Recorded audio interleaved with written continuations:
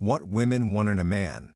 How to Become the Alpha Male Women Respect, Desire, and Want to Submit to, by Bruce Bryans. Introduction. Have you ever wondered what truly, deeply, makes a woman's heart race? I'm not talking about the fleeting attraction that comes from a nice car or a sharp haircut. I'm talking about the kind of profound respect and unshakable desire that makes a woman look at a man and see him as her king. The kind of connection where she feels, on a soul-deep level, that he is the one man for her, above all others. It's a question that has puzzled men for centuries.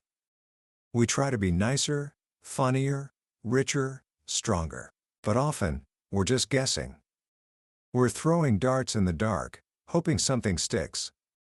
And in that process, many of us fall into a trap. A trap so subtle, so well-intentioned, that we don't even realize it's sabotaging our every effort. It's the nice guy trap. The belief that if we just give enough, agree enough, and sacrifice enough, we will finally earn the love and admiration we seek. But what if that's all wrong? What if the very things we think make us good men are actually making us less attractive men? Today, we're exploring a book that peels back the curtain on this exact dilemma. It's called What Women Want in a Man by Bruce Bryans. This isn't just another dating guide filled with clever lines and pickup tricks. This is a blueprint. A manual for transforming yourself from the inside out. The author, Bruce Bryans, shares his own journey from being a frustrated casual dater who couldn't attract the high-quality woman he truly wanted, to a man who found the kind of relationship most only dream of. He became obsessed, spending thousands of hours trying to understand the core dynamics of attraction and masculinity. And what he discovered is a timeless truth: a high-quality woman isn't looking for a flawless man. She isn't looking for a pushover, or a servant, or a mind reader. She is looking for a leader. And by the end of our time together today, you will understand the fundamental principles of becoming that leader. You'll learn about the magnetic power of masculine chivalry, why killing your inner nice guy is the most loving thing you can do for your relationship, and the single most important aspect of a man's life that, once discovered, makes him utterly irresistible. This isn't about playing games, it's about becoming the man you were always meant to be. So, get comfortable. Open your mind. Because we're about to decode one of life's greatest mysteries. Book summary. Let's start with a foundational idea, a principle so simple yet so powerful it underpins everything else we're going to talk about. Attraction isn't random. It's based on polarity. Think of it like a magnet. For a powerful magnetic pull, you need a distinct north and a distinct south pole. In relationships, this is the dynamic between masculine and feminine energy. The author makes a profound point. The main thing a woman wants from a man is the experience of feeling like a woman. She wants to be able to relax into her feminine essence, to feel beautiful, secure, cherished, and desired. And the only way she can fully experience that is when she is with a man who is unapologetically grounded in his mature masculinity. The more masculine a man is in his character and behavior, the more feminine the woman in his presence will feel. And that feeling is intoxicating. So, what does this mature masculinity actually look like? It's not about being a chest-pounding, macho jerk. The author gives it a name that perfectly captures this blend of strength and grace: masculine chivalry. Think of characters like James Bond or Indiana Jones. There's a presence about them that's undeniable. It's a combination of romantic allure and mature masculinity. This isn't about being a doormat who gives a woman everything she wants. It's not about being a nice guy who hopes his kindness will be rewarded with love. Masculine chivalry is the perfect mix of manly virtues and courtly behavior. The man who embodies it is confident, assertive, and self-directed. But he's also courageous and empathetic. He sees it as his duty to improve the lives of those he cares for, not because he needs their approval, but because it's a mission worthy of him. He is committed to three things above all else: his principles, his purpose, and his relationships. He lives his life by a strict code of honor. He isn't swayed by popular opinion or fleeting emotions. This makes him a rock, a source of stability. And high-quality, feminine women are desperately waiting for men like this. They are starving for men they can truly look up to, trust, and follow. But if this is the ideal, what is the biggest obstacle that stops most men from getting there? The author is crystal clear about this. It's the one unforgivable sin that can ruin everything: your own insecurities. Think about it. Why is an indecisive man such a turnoff? Why does a man who lacks confidence make a woman cringe? Why does a man without ambition have almost zero chance with a truly great woman? It's because all of these traits scream insecurity. And insecurity signals, on a deep, primal level, that a man is not a capable leader. A woman is biologically designed to seek security in a partner. Her survival, and the survival of her future offspring, historically depended on choosing a mate who was strong, decisive, and capable of navigating the world. If she senses that you are wavering, that you doubt yourself, her internal alarm bells go off. She can't trust you. And if she can't trust you, she can't respect you. And without respect, desire is impossible. This is why women have a habit of testing men. It's not usually a conscious, malicious act. It's a subconscious mechanism to gauge your strength of character. When she challenges you or pushes back, she's looking for your core. She wants to see if you'll crumble or stand firm. She wants to see the real you, beyond any charming facade you might put up. Your ability to remain calm, decisive, and in control of your emotions during conflict is one of the most attractive things you can ever display. It makes her feel safe. This brings us to the biggest enemy most modern men face in their quest to become that solid, masculine leader. It's an identity that we've been taught to adopt, thinking it's the path to love and acceptance. It's the identity of the nice guy. The author dedicates a significant portion of the book to helping men understand and overcome this self-sabotaging persona. And his message is blunt: your nice guy persona is actively ruining your chances with a good woman. Let's be clear. This isn't about being a bad guy or a jerk. It's about understanding the fatal flaws hidden within the nice guy syndrome. The author outlines 3 core reasons why Mr. Nice Guy always loses in the end. First, nice guys have difficulty doing the right thing. Instead, they do the nice thing. The right thing is often hard. It might involve confrontation, saying something unpopular, or disappointing someone. The nice guy avoids this at all costs. He'd rather keep the peace than stand for his principles. A woman sees this and concludes he lacks integrity and self-respect. And no woman can long respect a man who doesn't respect himself. Second, being Mr. Nice Guy makes you seem less authentic. The nice guy says yes to almost everything because he is terrified of disapproval.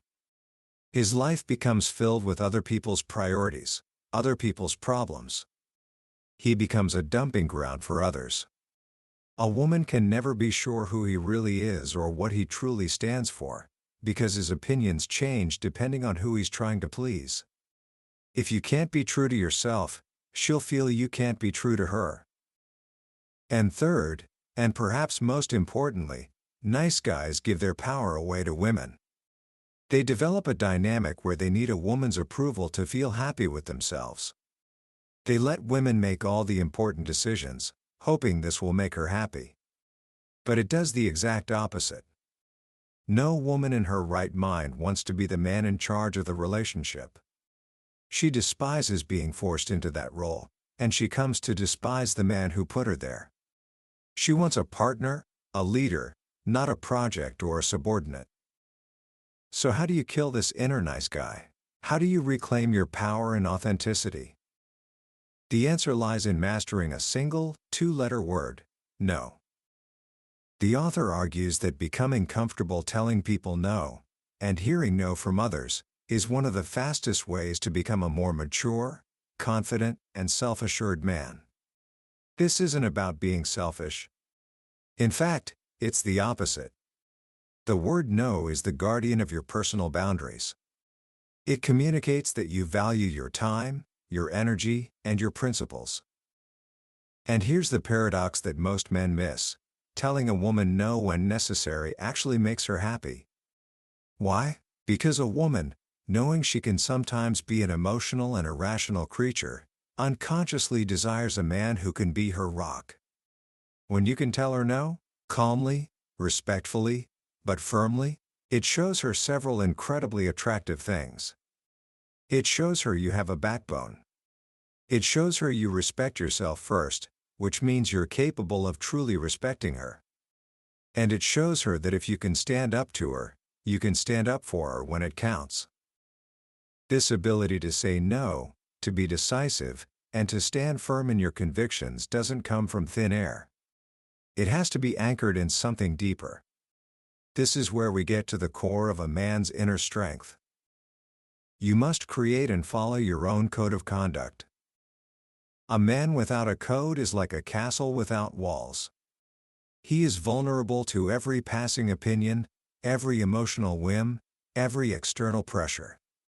His decisions are based on how he feels in the moment, which makes him unreliable and unpredictable. Your code of conduct is your personal set of rules, principles, and values by which you regulate your life. It's your internal compass. It defines what you stand for, what you will not compromise on, and what kind of man you are committed to becoming. The author provides a powerful set of questions to help you build this code. What are you willing to die for? How will you treat the woman in your life? What morals and values do you choose to live by? How do you act under pressure? When you have this code, your decision-making becomes solid. It isn't guided by fear or the need for approval. It's guided by your unchanging principles. A woman instinctively knows this is the foundation of true security. She knows that a man led by a code, rather than by his fleeting emotions, is a man she can trust with her heart and her future. This internal work, killing the nice guy, embracing no, building a code of conduct, is all designed to build the foundation for the most important part of a man's life. And this brings us to what the author considers the absolute pinnacle of masculine development. Every man needs to know his purpose and his path in life. This, right here, is the secret. A man without a purpose is a leaf in the wind. He has no direction, no anchor. He is a pawn in the plans of other men and women who do know what they want. The author argues that finding your path is more than enough to transform you into the kind of man a woman will respect, admire, and desire to treat like a king. He presents two questions that every man must ask himself, and crucially, they must be asked in this specific order. First, where am I going? And only after you have an answer to that, you can ask. Second, who will go with me? Most men get this backward. They find a woman and then try to build a life. But a man on his mission, consumed by a labor of love that uses his greatest strengths, is a force of nature. His life has a direction. He is a producer, a creator, a builder. He isn't just consuming entertainment and waiting for the weekend. He is adding value to the world. And the enthusiasm he has for his mission is magnetic. A high-quality woman doesn't want to be the center of a man's universe. That's too much pressure. She loves it when a man is in love with something other than just her, his mission, his purpose, his calling. She doesn't want to be his purpose. She wants to be his partner and his biggest supporter on the journey of his purpose. When a man is on his path, the right woman will not only be attracted to him, she will fall in love with his path as well. This journey of becoming the man a woman truly wants is not about reaching a final destination called perfection. It's a continuous process of evolution. It's about taking full responsibility for your life and refusing to complain or play the victim.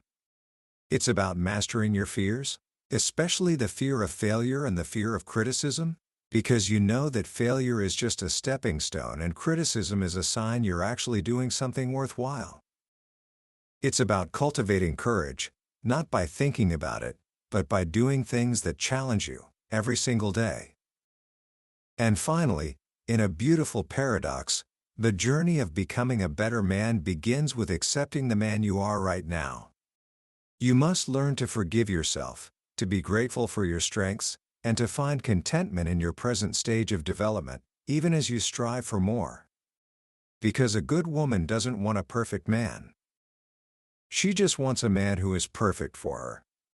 And the man who has dedicated himself to a path of continuous growth, who lives by a code, and who is driven by a noble purpose, that man is more than perfect enough. He is irreplaceable. Commentary. As we step back and look at the ideas in What Women Want in a Man, it's clear that this book is about so much more than just dating. At its heart, it's a manual for mature masculinity. It's a call for men to step up and reclaim a sense of honor, purpose, and self-respect that feels increasingly rare in today's world.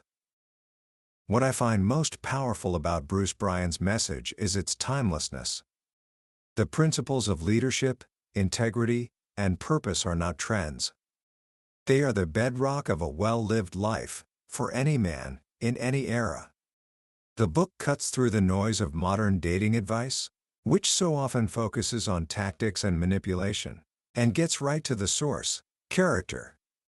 It argues that true, lasting attraction isn't something you get from a woman, it's something you inspire in her by who you are. The concept of killing the nice guy is particularly profound. It's a difficult truth for many of us to swallow, because we've been conditioned to believe that agreeableness is a virtue. But the author makes a brilliant distinction between being a kind man and a nice man. A kind man acts from a place of strength and genuine empathy. A nice man acts from a place of fear and a need for validation. One is a leader, the other is a follower. Learning this distinction can be a life-changing revelation. So, how can you begin to apply these lessons today, right now? You don't have to transform overnight. It starts with small, conscious choices. Here's a simple action you can take this week. Find a quiet 15 minutes and a piece of paper. At the top, write my code. Then, write down just 3 simple rules that you want to live by. It could be something like, I will do the right thing, not the easy thing, or I will not complain about things I have the power to change, or I will spend 30 minutes each day working towards my most important goal. Don't overthink it. Just write down what feels true to you. This is the first step in building that inner compass. A second practical step is to practice what the author calls disappointing people. For one day, make it a gentle practice to say no to one small request you'd normally say yes to out of obligation. It could be declining a social invitation you don't want to go to, or telling a friend you can't help with something at a specific time. Notice the feeling of discomfort, and then notice that the world doesn't end.